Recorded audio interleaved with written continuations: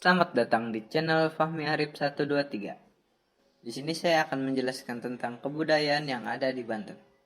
Sebelum masuk ke penjelasan, jangan lupa like, share, dan subscribe.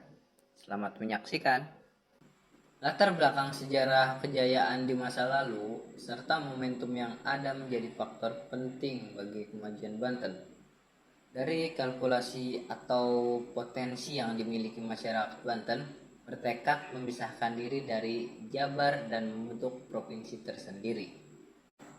Selanjutnya, kejayaan masa lalu.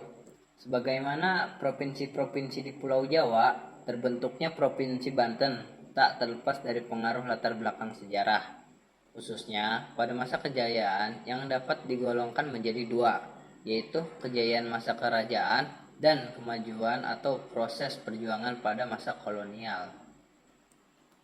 Banyak kejayaan yang dicapai pada masa kerajaan kemudian menginspirasi dan menjadi ikon suatu daerah. Jawa Timur mendapat pengaruh kejayaan kerajaan Majapahit dan Kediri. Jawa Tengah pengaruh dari kerajaan Mataram yang dipusat di Surakarta. Daerah istimewa Yogyakarta tak terlepas dari pengaruh Mataram Yogyakarta. Begitu pula Jawa Barat identik dengan kerajaan Pajajaran. Kejayaan masa lalu Banten bukan hanya menjadi kenangan, peninggalan berupa fisik dan berfungsi untuk bahan kajian ilmiah dan sarana wisata. Warisan berupa nilai-nilai agama maupun budaya menjadi pijakan bagi pembangunan Provinsi Banten. Selanjutnya kejayaan masa kini. Seiring bergulirnya reformasi berimplikasi terhadap perubahan sistem politik. Salah satunya desentralisasi kekuasaan.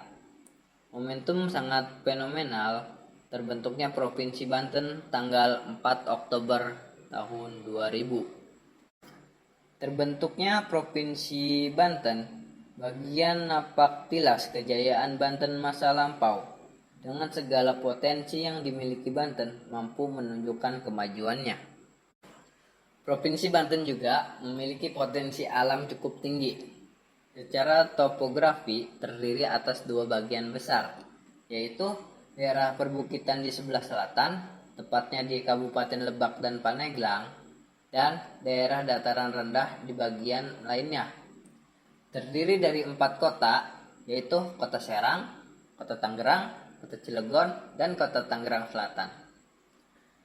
Dan 4 kabupaten, yaitu Kabupaten Serang, Kabupaten Tangerang, Kabupaten Pandeglang, dan Kabupaten Lebak. Nah, Kota Tangerang, Kota Serang, Kota Cilegon, Kabupaten Tangerang, dan Kabupaten Serang adalah daerah aktivitas ekonomi cukup tinggi karena merupakan kawasan industri, terutama industri manufaktur. Nah, Kabupaten Lebak dan Pandeglang merupakan daerah hijau seperti hutan dan perkebunan banyak terdapat di sana. Adapun Kota Tangerang Selatan merupakan kota jasa, perdagangan, serta banyak lembaga pendidikan bergensi dan bertarif internasional. Maklum, di kota ini banyak tinggal tokoh intelektual, tokoh nasional, dan kaum ekspatriat. Nah, selanjutnya kebudayaan Banten. Sebagian besar anggota masyarakat memeluk agama Islam dengan semangat religius yang sangat tinggi. Tetapi pemeluk agama lainnya dapat hidup berdampingan dengan damai. Nah, selanjutnya di samping itu juga terdapat peninggalan warisan leluhur, antara lainnya yaitu Masjid Agung Banten Lama, Makam Keramat Panjang, dan masih banyak peninggalan lainnya. Selanjutnya, di Provinsi Banten terdapat suku Baduy. Suku Baduy Dalam merupakan suku asli Sunda Banten yang masih menjaga tradisi anti modernisasi, baik cara berpakaian maupun pola hidup lainnya. Nah, perkampungan masyarakat Baduy umumnya terletak di aliran Sungai Ciujung, tepatnya di Pegunungan Kendeng. Daerah ini dikenal sebagai wilayah tanah titipan dari nenek moyang. yang harus dipelihara, dijaga baik-baik, dan tidak boleh dirusak. Nah, selanjutnya kita bahas bahasa.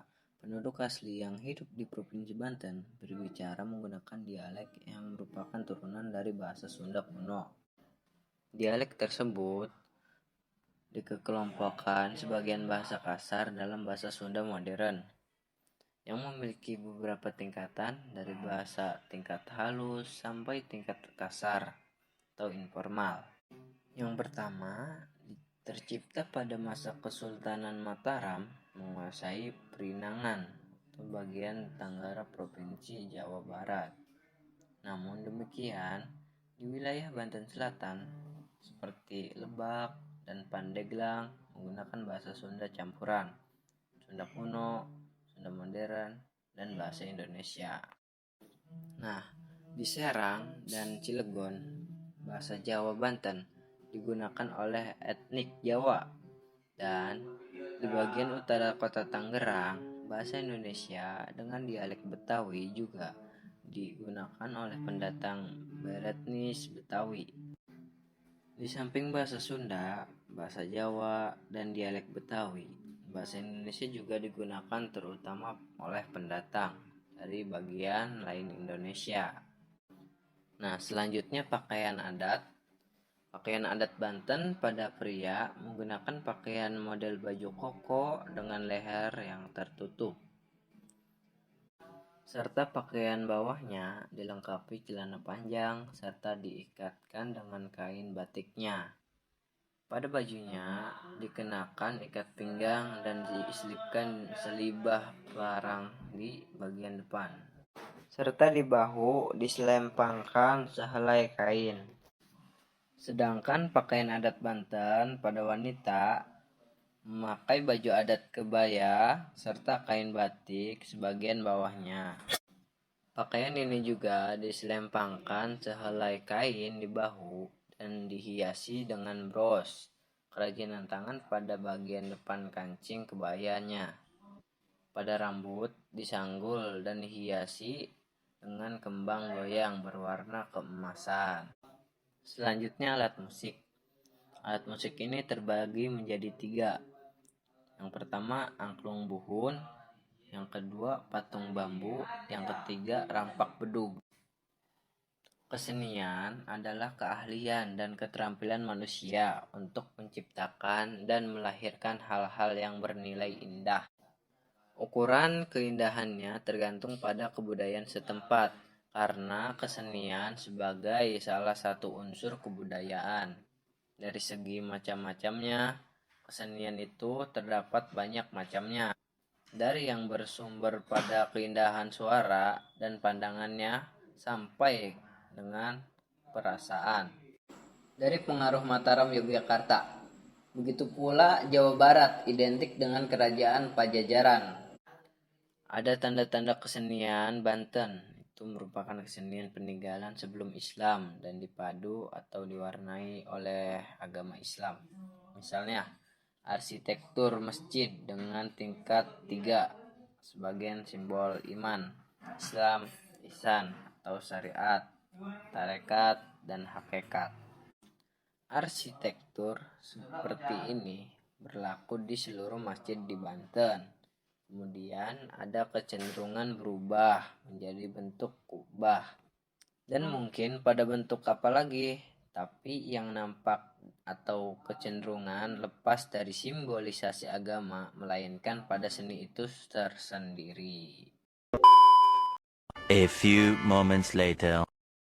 Nah guys, itulah video tentang kebudayaan yang ada di Banten. Nah, selanjutnya silakan komen aja di bawah. Jangan lupa like, subscribe-nya ya guys ya.